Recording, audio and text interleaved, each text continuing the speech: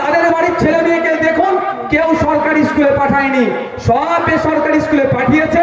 কল্যাণবাবু পরের প্রজন্মকে নেতা করে আপনাদের হাতে তুলে দেওয়ার জন্য আর আপনাদের ছেলেগুলোকে লাঠিয়াল বানানোর জন্য সুকৌশলে পশ্চিমবাংলার প্রায় 8,500 স্কুল এই কল্যাণবাবুরা সুকৌশলে বন্ধ করে দিচ্ছে, যাতে করে আপনি এখন কল্যাণবাবুর হয়ে লাঠিয়াল বাহিনী হচ্ছেন।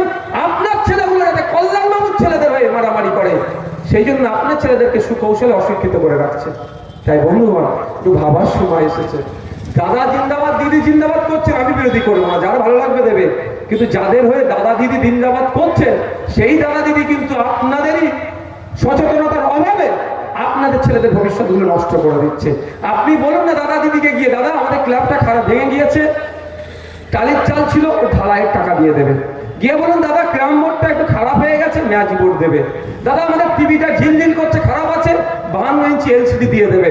আর ওই দাদাকেই গিয়ে বলুন না, দাদা আমাদের বাচ্চাগুলো যে প্রাইমারি স্কুলে পড়ে, হাই স্কুলে পড়ে, টিচার নাই, টেবিল চেয়ার ঠিক নাই, ছেলেরাও যায় মেয়েরাও যায়, হাই স্কুলে 7, 8 এর ছেলে মেয়েগুলো একটু বড় হয়েছে, ওদের বাথরুম আলাদা নয়, মেয়েরা যে বাথরুমে যায় সেটা ঠিকঠাক নয়, উপযুক্ত নয়, একটু বাথরুমটা ঠিকঠাক করে দিতে বলুন না। চক ডাস্টার ব্ল্যাকবোর্ড থেকে শুরু করে টিচার দিক না, দেখবেন দেবে না। কারণ কি, যদি আপনার ছেলে মেয়ের হাতে বই পেন খাতা তুলে দেওয়া যায়, আপনার ছেলে মেয়ে যদি কলেজ স্কুলের হাই স্কুলের গন্ডি পার হয়ে কলেজে চলে যায়, আপনার ছেলে আর কল্যাণবাবুর ছেলে হয়ে মারামারি করবে না। কারণ আপনি, আমি তো বুঝতে পারছি না, মারামারি করেছে কল্যাণবাবু, দাদা দিদি বলে দিয়েছে গান করে মেরে দিলাম, মাথা ফাটলো 360। হয়তো জাঙ্গিপাড়া থানাকে এখন কল্যাণবাবু প্রেসার দিয়ে আপনাকে তুলবে না, কিন্তু মনে রাখবেন মামলাটা আপনার নামে হয়ে আছে।